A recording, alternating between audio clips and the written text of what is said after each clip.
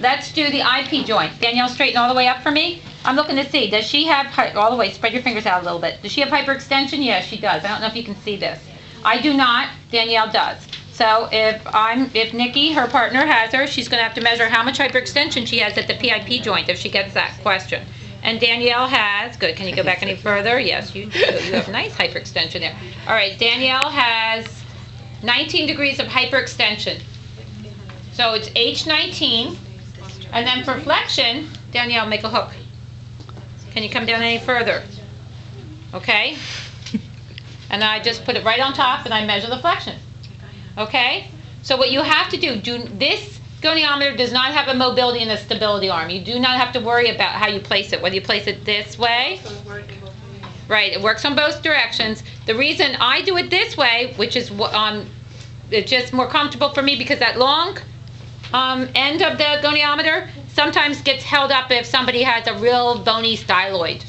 So you can't really get it to sit very nicely on that joint. So you just flip it around, and that's fine. Okay? So let's do the DIP joint. Danielle, straighten all the way up. Does she have hyperextension? No. She's got 0 degrees extension at the DIP. Danielle, I'm going to hold here, bend the tip of your finger down. Okay? And it's hard to hold, so I'm just going to kind of come underneath. Okay, keep going. And she's going to come in. I'm going to say, okay, can't do it that way, so I'm going to come this way. And I get her DIP flexion. Okay? Everyone okay with that? Fingernails, mention the fingernails. If the fingernail is something that curves in a funky way so that you can't get a good reading, a full reading, particularly in the thumb. Let's look at the thumb. Most of us, our thumb bends up. See how my thumb bends up like this? Okay, or if you have somebody who has fingernails that don't give you can't lay that goniometer on there, you place a goniometer slightly on the side so you can get a full view of what the joint is doing, not what the fingernail is doing, okay? So let's take a look at the IP joint of the thumb. Danielle, straighten all the way up. Straighten all the way up. That's right. Okay, she's got a lot of IP hyperextension. IP hyperextension for Danielle is 51 degrees. IP flexion. Danielle, can you bend the tip of your thumb down? Okay, now I'm not going to get kind of a smooth thing, so I'm just going to go slightly off to the side. Can you catch that? Mm-hmm. Okay, good. And so her flexion is 80 degrees. Okay?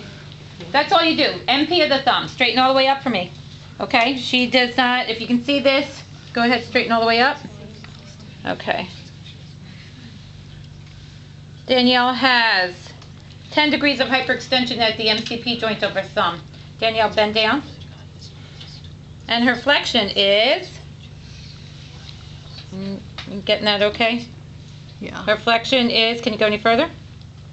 Okay, 59 degrees. So all you have to do is put it on the joint and read it. That's it. Okay, it's pretty easy. And if you have hyperextension at the joint, put it on the other side. Okay? So measuring the IP and MCP joints are easy. It's just a different goniometer. So you just have to get used to the fact that it's different. That's all.